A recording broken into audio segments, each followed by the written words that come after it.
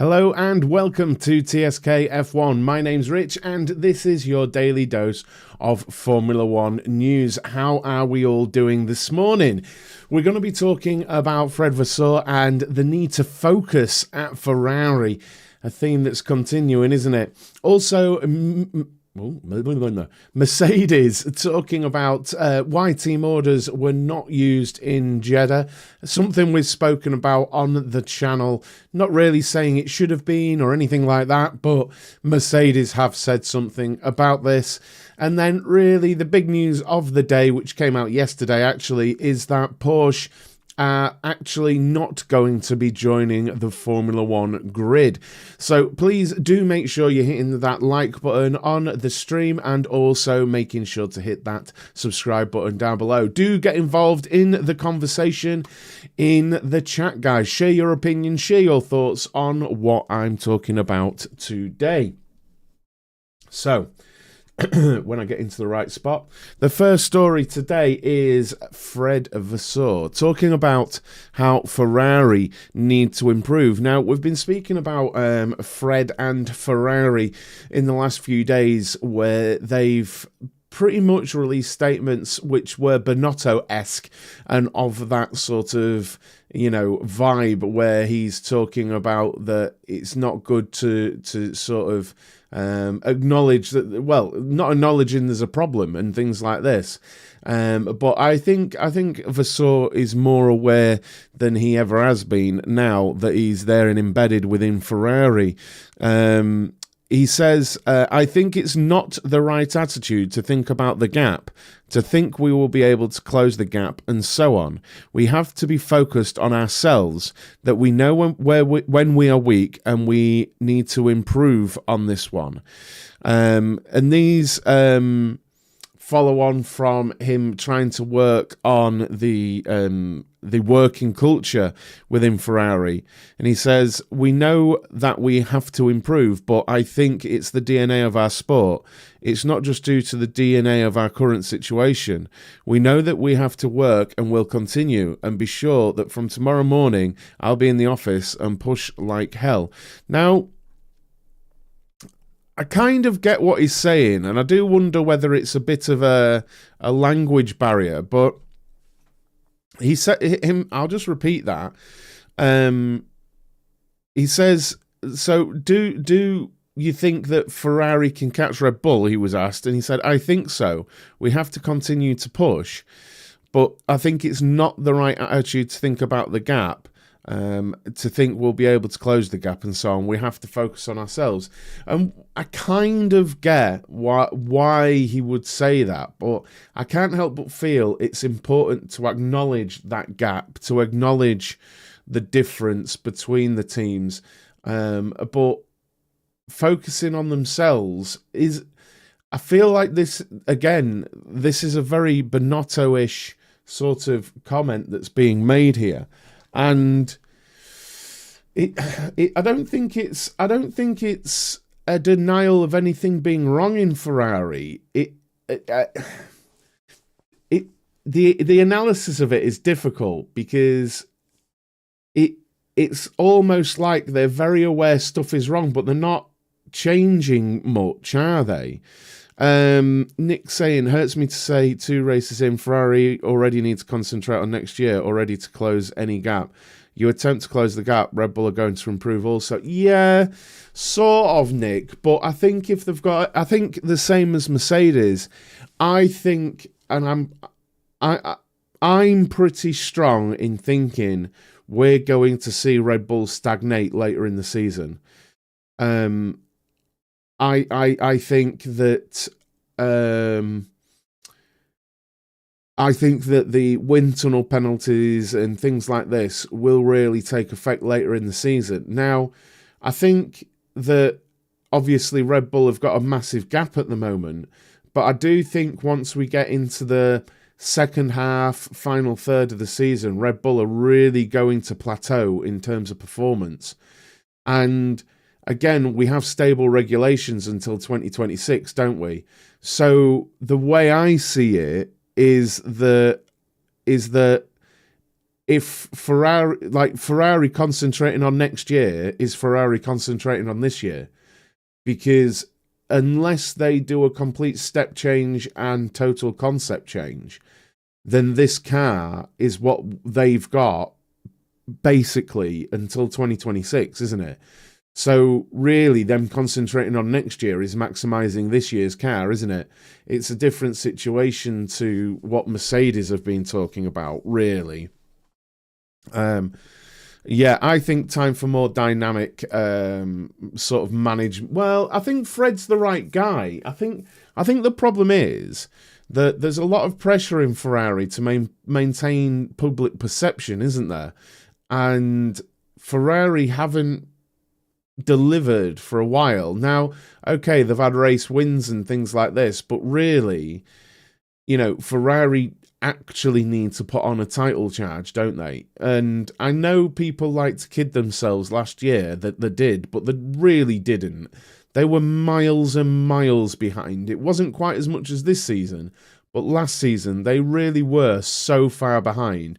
They started the season reasonably strong and then never went anywhere. You know, so I'm not one of these. You just have to look at the results, you know. And it's the same. It's the same. I think it's because a lot of people link the qualifying performance of Charles Leclerc as if that's where you get points on a Sunday, and as if that's inherently showing how quick the race car is, when really something over one lap is completely different to two. And that's another thing we've talked about on this channel lots. Ferrari have gone backwards already. Well, this is the thing. How much of it in Jeddah was them managing the engines and things like that?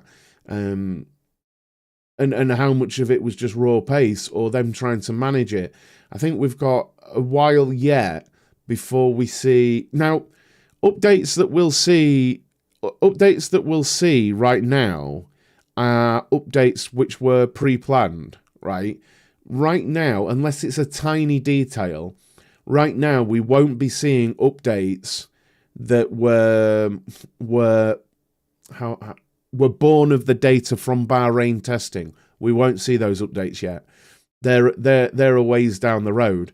So updates at the minute is just normal sort of update path. But we'll see soon, I think. Maybe I'm trying to think. I don't even know the calendar. Let's have a look at the F1 calendar. F1 calendar. Let's have a quick look real quick. I think, well, yeah, I think we've got, that's not this year, is it? No, that's wrong. Oh, no, sorry. So we've got Australia, then Baku. Now, it's possible because we have a huge gap, don't we? Because the Chinese Grand Prix was going to be in between Australia and Baku, wasn't it? Then it got cancelled. So we've got the Grand Prix on the 2nd of April, and then we don't have Baku until the 30th of April. So I think it's potential that we might see actual this season updates in Baku, potentially. But I think you're more looking towards Imola. I think Imola on the 21st of May, you might see some quite substantial upgrades because that's sort of the European season starting with Canada shoehorned in there. So I think maybe Baku 30th of April, because that gives them another month without logistics going all over the world. It gives them a month to work on upgrades. Whatever team you support, I think Baku could be a really interesting one, because it'll be all hands on deck in the factory, won't it? Please do remember to hit the like on the stream and get involved in the chat, guys. On YouTube, creators like myself, we need as much chat as possible. So when is it that you think we're going to see upgrades that are sort of created off the back of data from this season? Because I think Well, I'm sure the upgrades we saw in Saudi Arabia, that they were planned. They were planned updates. Ferrari is having a logistics issue, are they? That's news to me. But there we are. Fred Vasseur saying they need to concentrate on themselves and not externally and things like this. And that is the Ferrari news. Next, we have a little bit of Mercedes. Now, this was just a question that I had. I don't see Mercedes next race. No way. Mercedes, not next race. That's next week. That's not happening. That's not happening. I don't think it'll be Australia. I don't think you're going to see as in massive this season upgrades. I don't see it. That'll be less than a month since. Well, it'll be a month since pre-season testing. I don't think that's enough time, honestly. But maybe I'm wrong. I think you'll see normal updates like we saw in Saudi Arabia, but I don't think you're going to see massive updates that were born out of data from this season in Australia, because I don't think a month's enough time to get it to get data confirmed, to get the design conceptualized, to get the design finalized, to get scale mock-ups 3D printed and into the wind tunnel, to get the wind tunnel model verified, to get the CFD verified, and then to manufacture it. I just don't think a month is enough lead time at all for the entire process. I seem to remember 3 months was what they said about a front wing, but I could be wrong. Baku will see a mixed up grid to what we are seeing potentially with all the massive upgrades. I think Baku might be the one. But it could be though, Pascal, because we heard, it was rumour mill, but we heard that Toto was given the deadline of Australia for performances, but they got fourth, and was it fourth and fifth? So maybe it's been given some leeway on that. But anyway, let me just do this again so it's easy for me to... Right. So, Mercedes. Now, a question I was asking, really, rhetorically, was why didn't Lewis Hamilton challenge George Russell when he had the fresher softs on? Because it just seemed odd to me that he caught up to him, was in DRS, and then just didn't move forward. And, you know, it was pretty much what some in chat was saying, and pretty much actually just tyre life. So Elliot, Mike Elliott, isn't it, from Mercedes said, first of all, you've got to bear in mind the safety car was pretty early, so it was going to be a very long stint for Lewis. Although Lewis came out on the faster tyre, theoretically, the medium, by the end of the stint, the hard tyre was going to be a much quicker tyre. So although Lewis could put pressure on George initially, he wasn't going to be able to do that at the end of the stints, and so there probably wasn't a clear which tyre is faster or slower if you look at the full stint length. We've always let our drivers race, and that's just the way we've operated as a team. We didn't think we were going to be in a position where favouring just one driver or the other would get us in a position in the race, so we just let them race. And that's pretty much what I thought-ish. I said I would have... I mean, they've got more data than me. I'd have considered saying, George, let Lewis pass, and if you can't do anything, then we'll swap you back, you know. And indeed, as Nick just said, were they putting on another safety car that never came for Lewis? And that's what I thought at the time. Sort of release Lewis on those medium tyres, and then if you get another safety car, it's worked out, hasn't it? But as it stands, I think Lewis caught up to the back of George, and then I think he went into sort of tyre management, because it was 30 odd laps, I think, wasn't it, on those medium tyres, which was a long, long way. And I think he went into sort of tyre management, dropped out of the wake of the car ahead, because the one of the problems the Mercedes have had actually is tyre scrubbing, lateral forces with the lack of downforce, and being up behind a car will have only made that will have made that worse. Yeah, I think he did, Nick. So he probably went into some kind of tyre management and sat there. It was just a thing. I mean, it's very obvious, but it was something that I identified in the race. It wasn't to favour Lewis. I always maintained that you'd swap them back, But it was just, why didn't they let him go? But it makes sense. It makes sense. Craig saying, that's what I thought. If they thought he could have caught and passed Alonso and stayed in front, they would have let him go. Yeah, you're probably right there, Buzz. You're probably right there. But I just thought I'd bring that to you because it's something I've talked about on TSK F1, where I've been wondering... not that they should just inherently let Lewis in front of George, just it seemed to be a play at one point to me. Only for maybe 2 or 3 laps it seemed to make sense to do that, but it seemed to be a play at one point. Please do remember to get involved and hit that like on the stream. Smash a like on the stream. You might have to close the chat to do so, but it really helps. But get involved in the chat, guys.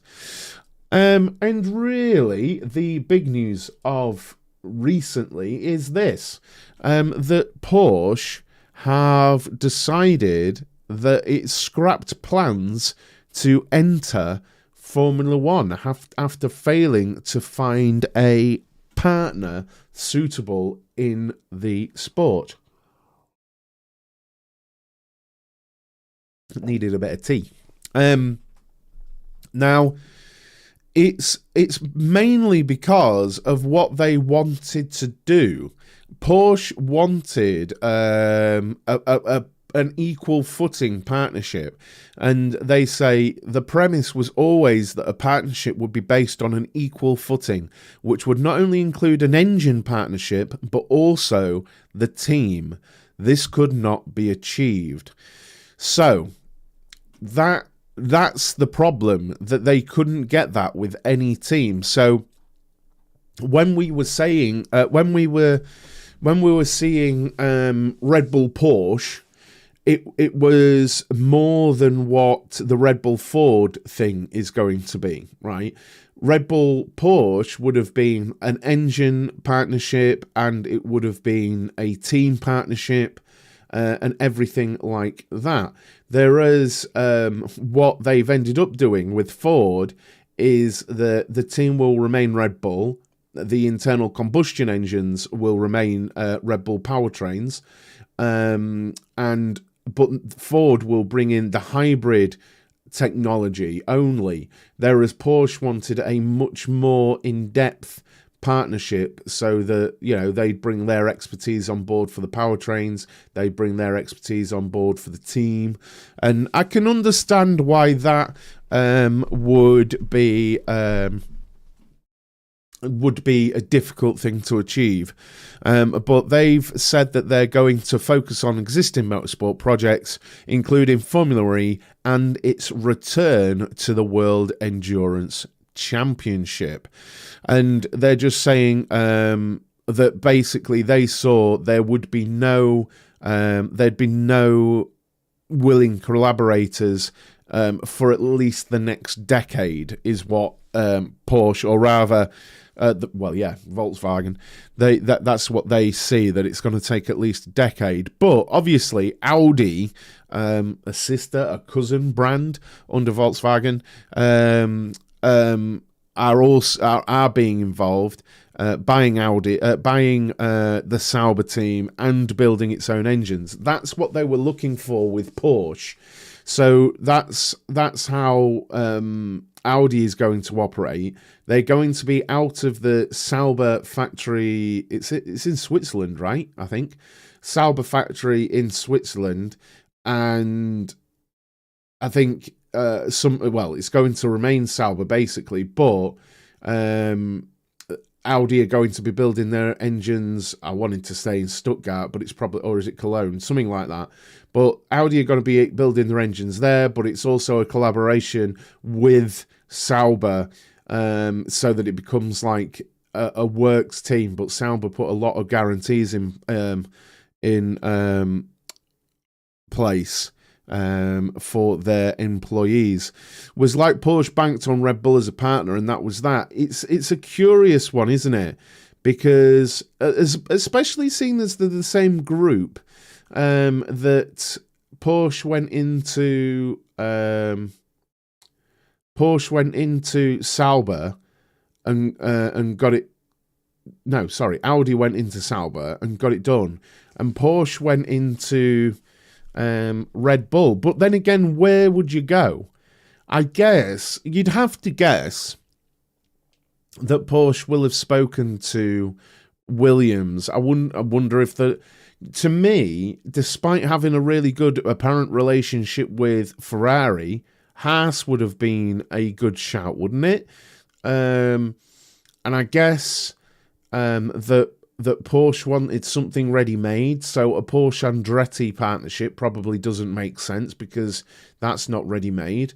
And then who else is there on the grid? Because we've got AlphaTauri, that's Red Bull as well.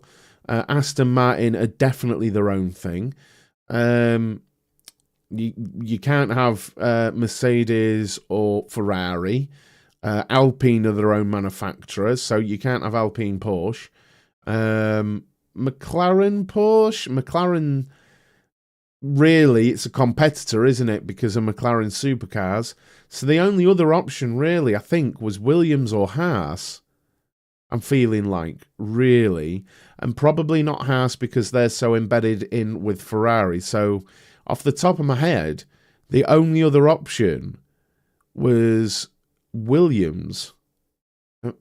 Am I thinking that wrong? I feel like I'm missing someone out there. But then again, it seems like going straight in for Red Bull is pretty crazy. Now, it strikes me as something that Williams might have gone for unless they wanted the branding to be Porsche.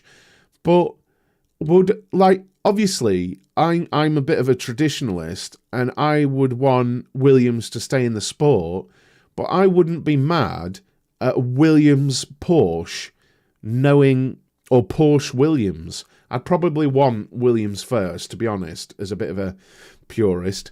But Williams Porsche as a team, knowing it's a full collaboration, I don't think I'd have been mad at that. But then again, how embedded are they with Mercedes? Then again, with the powertrain situation, were Porsche looking for a partner that already had sort of powertrain creating facilities? Is that what Porsche were looking for? That they would invest and get involved and want to be a partner, but they wouldn't help finance the creation of a power unit like factory situation. Like, we don't know the details, do we? We don't know the details at all. There's apparently, yeah, they were very interested because of the sustainable fuel and potentially much simpler engine regulations. Horner said, one of our core strengths has been our independence and our quick decision making and lack of bureaucracy, which is what we've looked at plenty. He said, I think we've seen on so many occasions manufacturers have been less autonomous in their decision-making, and that was a key aspect of protecting what we have and how we operate, which has proved to be reasonably successful. Yeah, and honestly, that's something that when was it? Even yesterday? Definitely this week. I've spoken about Red Bull being able to be autonomous and fast with their choices. Lack of bureaucracy really helps them. Porsche continued its partner search with rumours that it would use and rebadge the Audi motor in any deal, but there have been no willing sellers on the grid. A mooted title with Andretti was also shot down given the F1, because Andretti have signed with Renault, haven't they? that is an angle I'd not thought of, you know, that Porsche would bring in the Audi engines but rebadge them Porsche.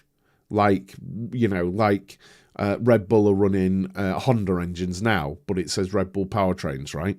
I didn't actually think of that. So really, Porsche could have gone in to Williams, and it could have been Porsche Williams with the Audi engine in the back. I guess it was just not a direction Williams wanted to go in. They've got to have had that conversation. Do you agree with me that they must have approached Williams? They can't have just gone in to Red Bull and didn't Andretti patent Cadillac? It's a name thing. It's a name thing, Brett. Andretti are signed literally. They have a statement of intent and everything with Renault. If they can get an entry, it's Andretti. It's Andretti Cadillac, but it's a Renault engine. This is the problem with the. I've been over it tons on the channel. This is the problem with the Andretti sort of bid to enter Formula One. There are so many. I won't say lies, but there are so many. Embellishments of truth, shall we say, around the whole Andretti thing. I feel like Red Bull probably felt like things going too far too well to be disrupted by a big partner like Porsche. Probably, John. They don't need them, do they? They don't need them. And they probably explored it for life after Honda and then was like, actually, they want far too much of this. I'm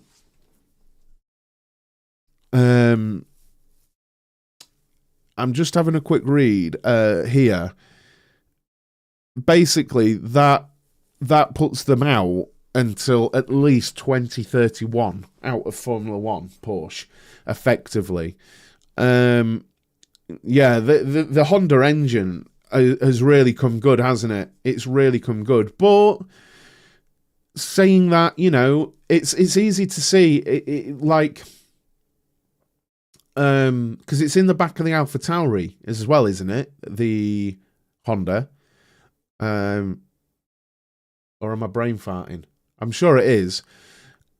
And isn't it insane the difference aerodynamics have? Haven't Williams maybe felt they would rather their Mercedes partnership better than Porsche? Indeed, we don't know the details of the Mercedes partnership, do we?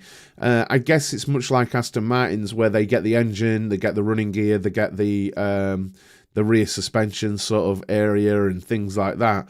And it's a proven thing, isn't it, generally, up until recently. But then again, Aston Martin has shown it can work.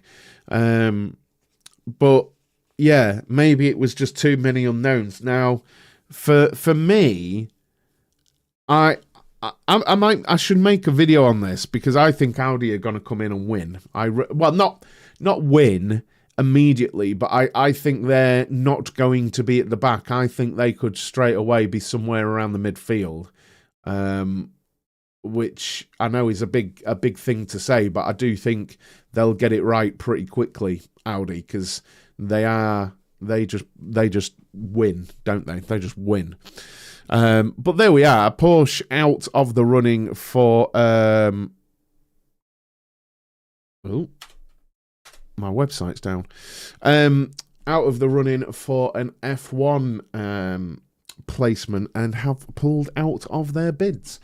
And that is the news for this morning, guys. Thank you so much for joining me. I'm going to be live over on Pit Lanes shortly with some Renault Clio on iRacing. So please do come across and join me. But until tomorrow morning, guys, thanks so much. And I'll see you soon. Cheers. Bye-bye.